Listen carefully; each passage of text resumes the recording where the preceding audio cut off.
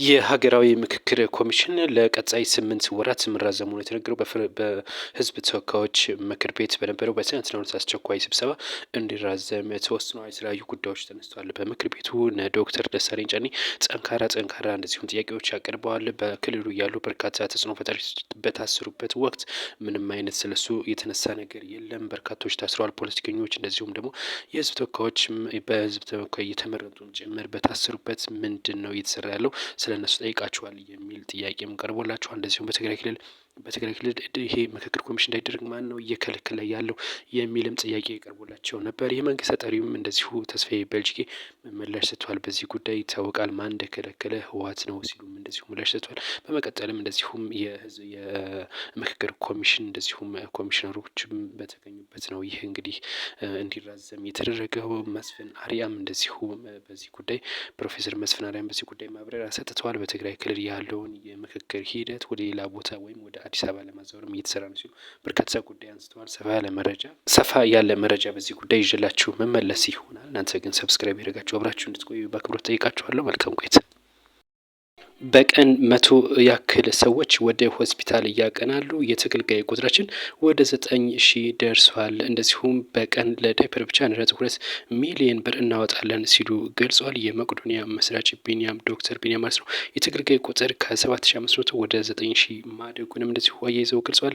እንደዚሁም ደግሞ እንግዲህ ቅርንጫፎቻችን ከ42 ወደ 56 ከፍ ብለዋል ሲሉ ነው የገለጹት። በአዲስ አበባ እየተገነባ ያለው ባለ 15 ወለል ህንፃ እንደዚሁም በየክልሎቹ የተጀመሩ 15 ህንፃዎችን ለማጠናቀቅ እንግዲህ የገቢ ማሰባሰቢያ ፕሮግራም መዘጋጀቱ ይታወቃል። በሚቀጥለው ወር ማለት ነው መጋቢት 6 ቀን የካቲት 1 ነበር የታቀደው። ነገር ግን በስቱዲዮ እንደዚሁም በተለያዩ ጉዳዮች ሳይዘጋጅ በመቅረት ወደ መጋቢት 6 2018 መዛወሩ ወይም ቀጠሮ መያዙ ይታወሳል።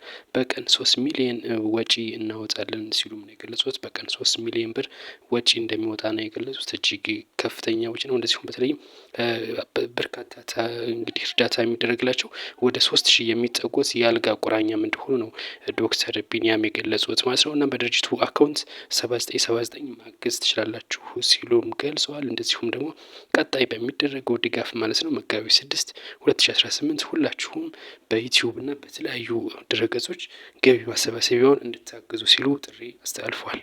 ያደረግነው የተቀናጀ ስምሪት በፋኖ ላይ ከፍተኛ የሆነ እርምጃ ወስደናል ሲሉ ሌተናንት ጄኔራል መሐመድ ተሰማ ይፋ አድርገዋል። ጄኔራሉ ከፍተኛ የሆነ እርምጃ ወስደናል ሲሉም ነው የገለጹት። በዛሬው ዕለትም በባህር ዳር የክልሉ ከፍተኛ ባለስልጣናትና እንደዚሁም ደግሞ የከፍተኛ ወታደራዊ አዛዦች በተገኙበት ምክክር ተደርጓል። የምስራቅ እዝ ዋና አዛዥ የሆኑት እና እንደዚሁም የቀጠናው የኮማንድ ፖስት ሰብሳቢ የሆኑት ጄኔራል መሐመድ ተሰማ ተገኝተው ነበር። እንደዚሁም ደግሞ ምክትል ርዕሰ መስተዳድር የነበሩትም ተገኝተዋል ድረስ አሉ ማለት ነው። የኢትዮጵያ የቅጥማትን የማይሸነፍ አሁንም አስቀጥላለች። በጠላቶቿ አትሸነፍም። ነገር ግን ከውጭ ጋር በመቀናጀት በአገሪቷ ላይ ጥቃት እየደረሰባት ነው ሲሉ ጀነራሉ ይፋ አድርጓል። በቅርቡ የተደረጉት የህዝብ ለህዝብ ግንኙነቶች የተለያዩ የጠላትን ገበናዎች አጋልጸዋል ሲሉ ነው ጀነራሉ ይፋ ያደረጉት። የክልሉ የጸጥታ ኃይል ብቻውን ሆኖ ከመከላከያም ጋር ሆኖ በተለያዩ እንግዲህ ታጣቂዎች ላይ ከፍተኛ እርምጃ ወስዷል ሲሉ ነው ጀነራሉ የገለጹ ማለት ነው። የክልሉ ምክትል ርዕሰ መስተዳድር ድረስ ሳህሉም እንደዚሁ መከላከያና የክልሉ ጸጥታ ኃይል በመቀናጀት በጠላት ላይ እርምጃ ይወስዳል፣ አሁንም እየወሰደ ይገኛል ሲሉም ነው እንግዲህ የገለጹት ማለት ነው። በክልሉ ያለውን ወቅታዊ ሁኔታም እንደዚሁ ገምግመዋል ማለት ነው። እንግዲህ እነሱ እንደዚህ ብሎ ነገር ግን ከሰሞኑ ማለት ነው በደብረ ታቦር የሆነውን ሁኔታ የምናየው ነው። እንግዲህ ወደ ከተማ ፋኖች ገብተው ምን ያክል ጉዳት እንደደረሰ የሚታወስ ጉዳይ ነው። አሁንም አንዳንድ ቦታዎች እንደዚሁ እንቅስቃሴ አሉ። ነገር ግን የክልሉ የጸጥታ አካላት አሁንም ቢሆን እርምጃ እየወሰድን ነው ሲሉ ይገልጻሉ። የሼባ አቪዬሽን እና እንደዚሁም ደግሞ የአየር አልጄሪያ አዲሱ የበረራ ስምምነት ተፈርሟል። የሼባ አቪዬሽን ሰርቪስ እንደዚሁም ደግሞ የአየር አልጄሪያ ወኪል በመሆን ከአልጄሪያ አዲስ አበባ የሚያደርገውን ጉዞ እንግዲህ በስምምነት ነው የተደረገው ማለት ነው። መስመር ከአዲስ አበባ ወደ አልጄሪያ፣ ከአልጄሪያ ወደ አዲስ አበባ የሚደረገው በረራ ስምምነት ተፈጽሟል ማለት ነው። በዚህም ጋዜጣዊ መግለጫ ተሰጥቶበታል። በስነ ስርዓቱ ላይም እንግዲህ እንደ በርካታ ባለስልጣናት ተገኝተዋል። አምባሳደር ነቢያት፣ የውጭ ጉዳይ ሚኒስትር እንደዚሁም የውጭ ጉዳይ ሚኒስትር ቃል አቀባይ ናቸው እና እንደዚሁም አቶ ካሳሁን እንደዚሁም የሼባ አቪዬሽን ሰርቪስ ጀነራል ማናጀር ናቸው። እሳቸውም ተገኝተዋል። አገልግሎቱ አፕሪል 1 እንደሚጀምር ነው የተለቀው። አፕሪል 1 እንግዲህ በ2026 ወደ አልጄሪያ ጉዞ ያደርጋል ማለት ነው የኢትዮጵያ ኤርላይን። በስምምነቱም በርካታ ጉዳዮች ተነስተዋል። ዋና ዋናዎቹ ከአልጄሪያ ወደ አዲስ አበባ የሚደረገውን በረራ በዝቅተኛ ዋጋ እንደዚሁም ደግሞ ምቹ በሆነ ፕሌን ለማጓጓዝ ደንበኞችን እንግዲህ እንደሚሰራ ሼባ አቪዬሽን እንደዚሁም የጀነራል ማናጀሩ ይፋ አድርገዋል።